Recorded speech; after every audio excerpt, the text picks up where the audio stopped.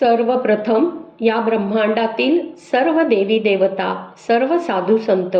नवग्रहादी देवता, नक्षत्र देवता, पंचमहाभूत देवता, अक्षर देवता, धन्वंतरी देवता, सर्व वेद, शास्त्र, पुराण, उपनिषद, सर्व विद्या, सर्व भाषा यांच्या देवता, मातृदेव, पितृदेव, गुरुदेव, वास्तुदेव, स्थानदेवता आणि या ब्रह्मांडातील सर्व प्राण्यांच्या सूक्ष्मातिसूक्ष्म योनींना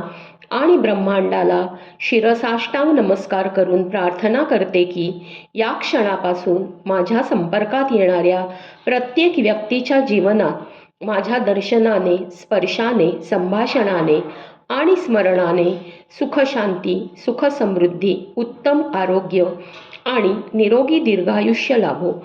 त्याची सत्सद विवेकबुद्धी जागृत होऊन त्याच्या हातून सत्कार्य, सत्कर्म घडो आणि माझ्या सर्व कुटुंबियांच्या जीवनात सुख, शांती, समृद्धी, उत्तम आरोग्य आणि निरोगी दीर्घायुष्य सर्वांना लाभो.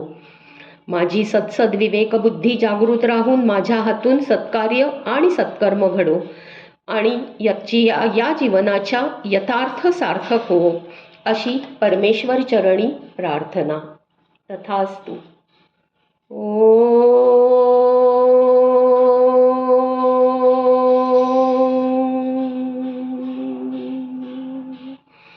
आम ईम ईम ऊम ऊम रूम रूम रूम रूम एम ऐम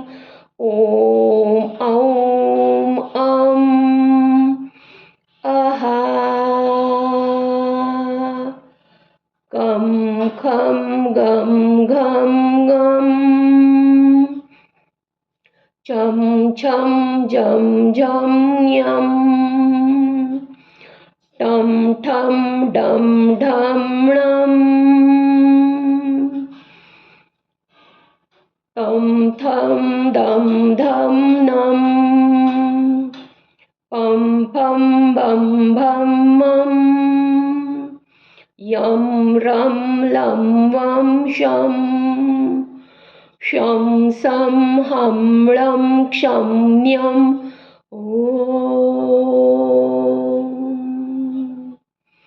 न्यं क्षं लं हं सं शं शं वं लं रं यं